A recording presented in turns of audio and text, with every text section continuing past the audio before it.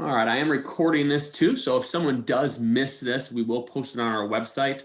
And so if you have a family friend or anyone who misses this, and you know they missed it, they can just use the QR code in the video, and then we will know that they attended one. All right, so some definitions. So honors classes. Honors classes are local decisions. These are designed to offer our students that are above grade level an opportunity to reach their potential. So these are advanced courses.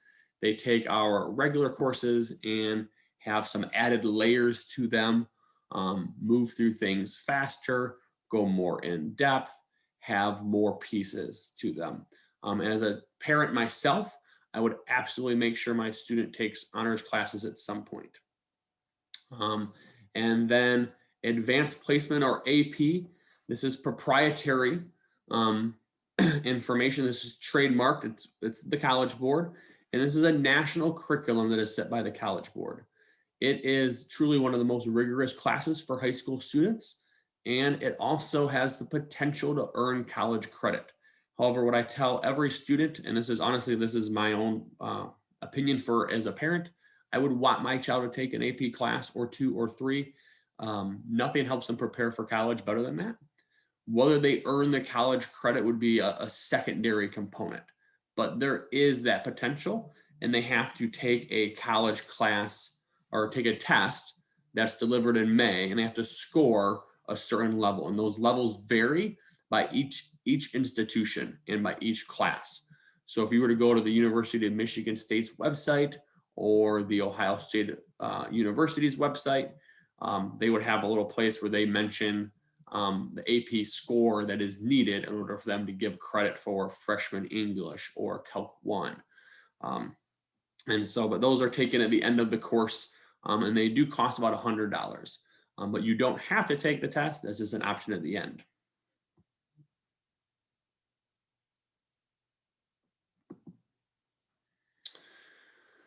All right.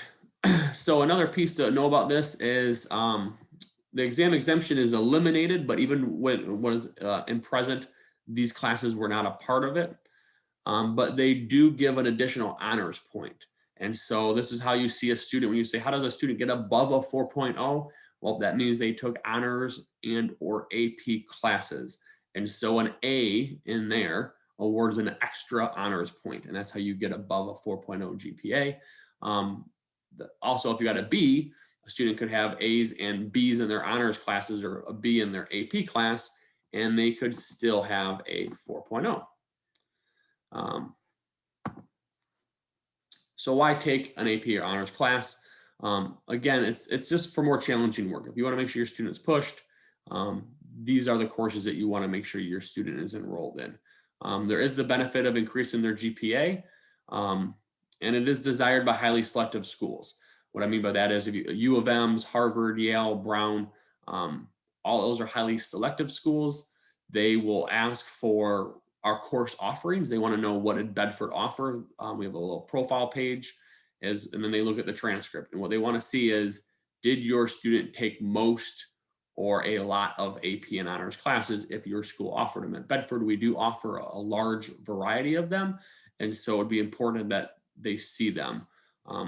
I've had the U of M admission rep before in a meeting, and they even will say they'd rather see a student take an AP or an honors class and get a C than a student who didn't ever take those and have all A's.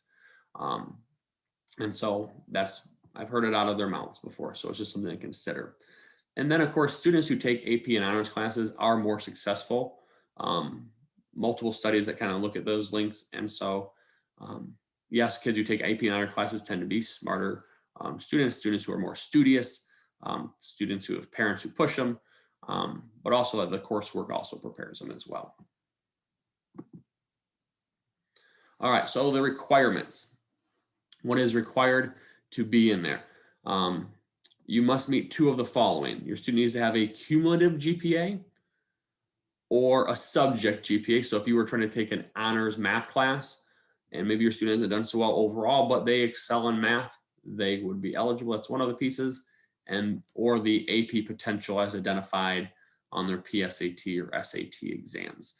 Our 8th graders. I know I have a lot of 8th grade families on right now. And so you would be taking the PSAT 8 that'll be coming up here in the spring in the middle school. And those scores would also qualify you.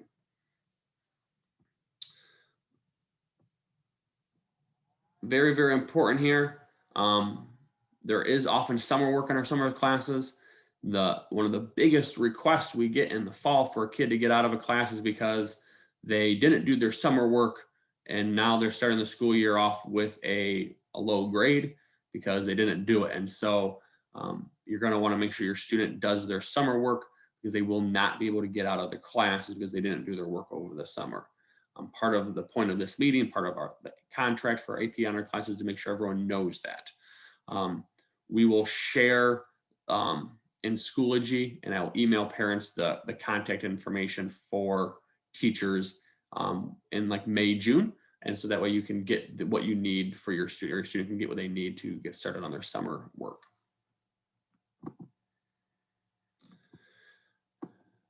Again, I recommend students to take AP and honors classes. It's a great thing for them to do. But we also want to make sure that you just go with a piece of caution. And this is very important here. If you request an AP or honor class, you will not be able to drop it if it is in yours. We have a meeting, it's in the student handbook, it's on your course request sheet, it's in the AP and honors class. So there's literally 4 times where we make sure this is communicated. But invariably I'll have a parent contact me or their counselor in the fall wanting to change an AP or honor class. Part of this is we will run these with lower classes, with lower student numbers. Not all of them are lower numbers, but sometimes because not as many kids might sign up for it, we will run them at lower numbers. And so we need that commitment from our students because there's just not as many of these classes.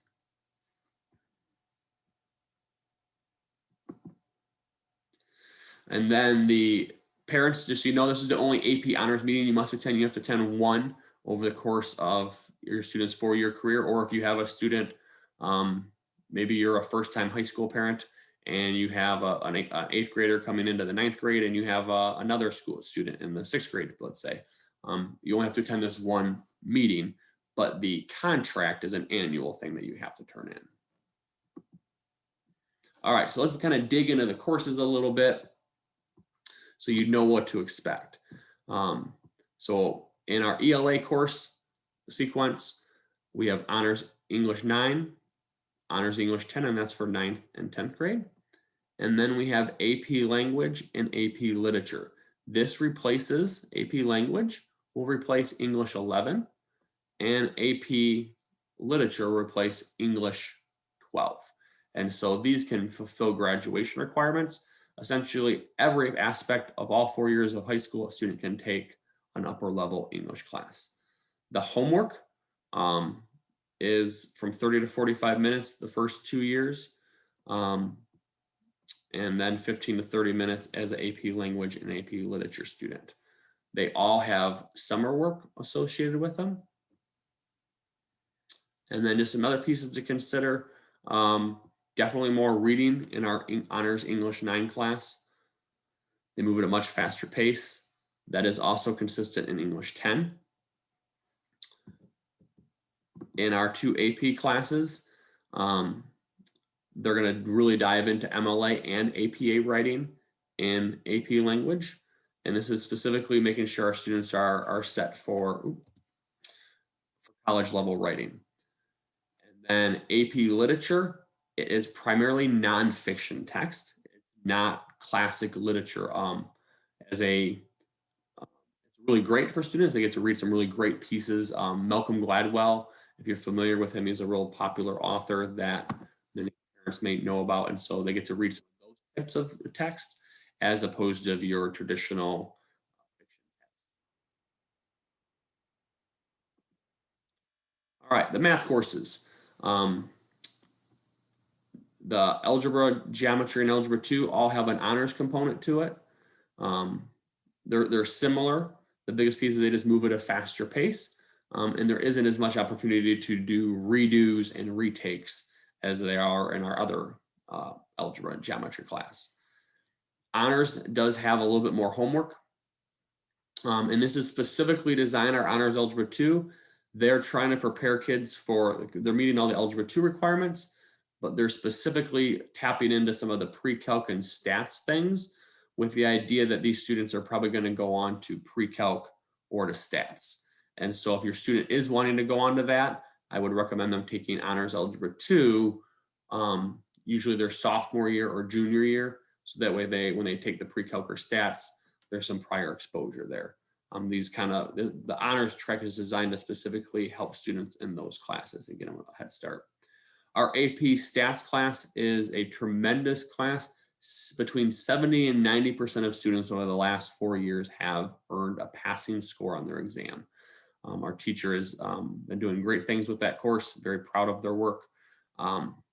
It's not a particularly taxing class in terms of the homework, and there is not the summer work with it. AP Calc, this is the one that definitely students tend to see a lot more work with it. The curriculum is just really dense, and it's a lot. And so, but it offers that waiver in Calc 1. And what I always tell parents, I actually got this from one of my professors when I took a math class. My math teacher's name was Brad, and he literally said, you can always refer to me by just my first name because I will be the only English speaking professor. And so, and then all my counterparts, that wasn't. So it just is really helpful for kids if they're going to need to do any type of calculus in college, if they can at least get an exposure to a lot of the content, whether or not they get that 3, 4, or 5 on the test. I really recommend it for them, especially if they're going to any of the engineering classes, programs, anything that's heavy math or science, to have an exposure when you're in high school. Even if you don't get that college credit waived, it is an unbelievable advantage for students. Our science classes. And so all of these are taken after the graduation requirements. There's an AP Biology, AP Physics, and brand new this year is AP Environmental Science. We're excited to start that class.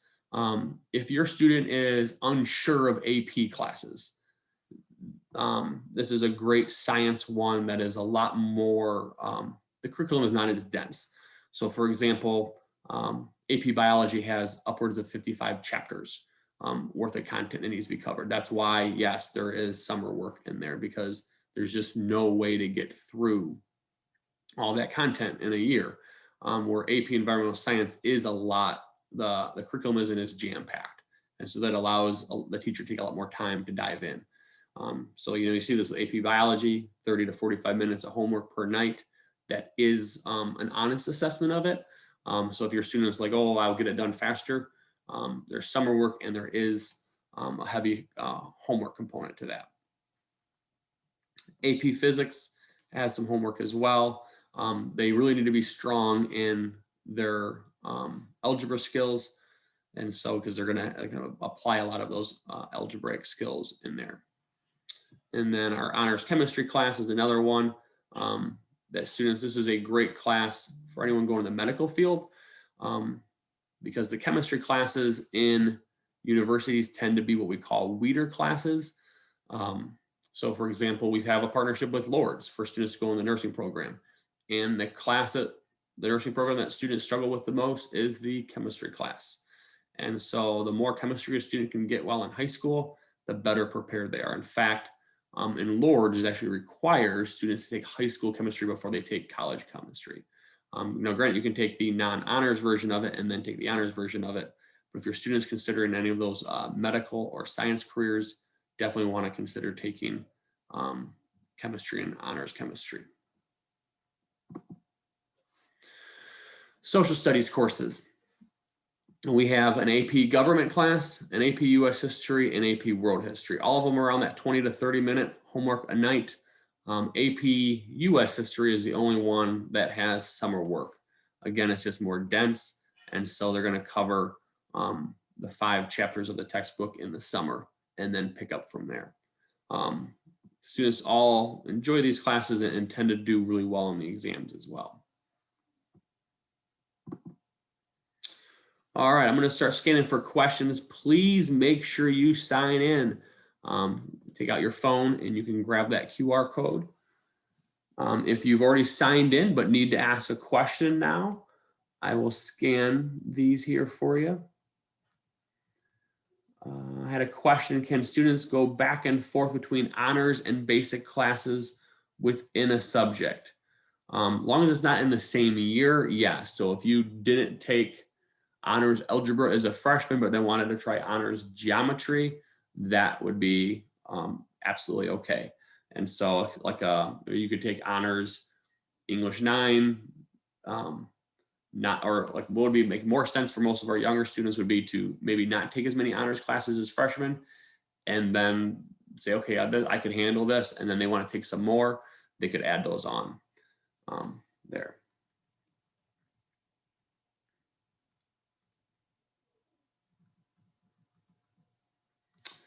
Do you have to be an AP or honors if you attended this Zoom? No, you still have to complete the contract and you still have to request it.